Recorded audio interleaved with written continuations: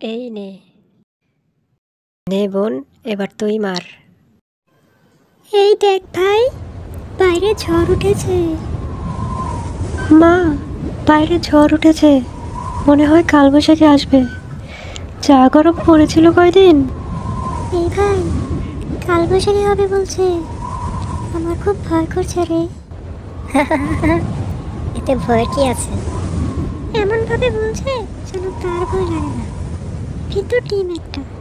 এই যা, কারেন্ট চলে গেল যে, এখন কি হবে? তোরা চুপ করে বস, আমি হারিকেন নিয়ে আসছি। কি মজা! দাদি, আজকে আমরা ভূতের গল্প শুনবো। বৃষ্টির মধ্যে ভূতের গল্প, আহ কি যে লাগবে না। না না, এখনই বলো না, মা হারিকেন নিয়ে আসুক তারপর।